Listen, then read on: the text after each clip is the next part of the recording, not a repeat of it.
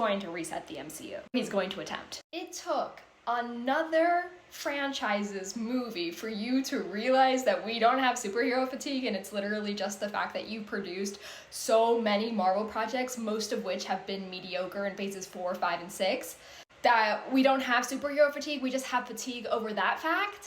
No.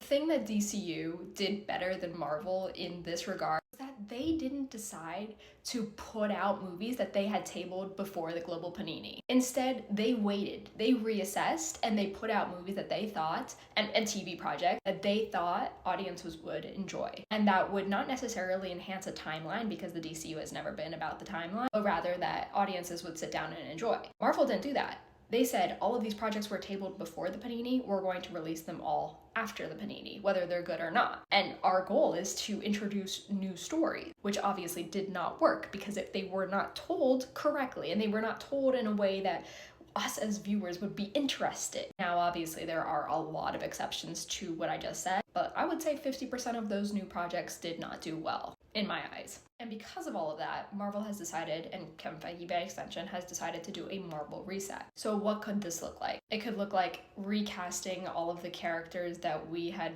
grown up with since 2007. Kevin Feige has been really adamant on reintroducing the X-Men into the MCU. I honestly completely agree with that. I think it's going to be great. I'm not too sure about this. Obviously, the DCU has done slight variation of this by recasting Batman and Superman. And obviously this isn't a new phenomenon. And obviously there are a lot of Marvel stories to tell, and you need new actors in order to do that. Kevin Feige also stated that he wanted to do another linear timeline, which again poses an issue in terms of all of the new actors. They will age, and if you end the timeline, you're going to have to reset it again at the end. From where I'm sitting, I don't see that as a good idea. I don't see that as a success. It's just short-term success, potentially. It could epically fail. Marvel has been committed to actually carrying over some of the new characters that they introduced in phases 4, 5, and 6 into this soft reboot that will happen after Secret Wars. Who those characters are, we don't really know. I'm assuming the Young Avengers. But yeah,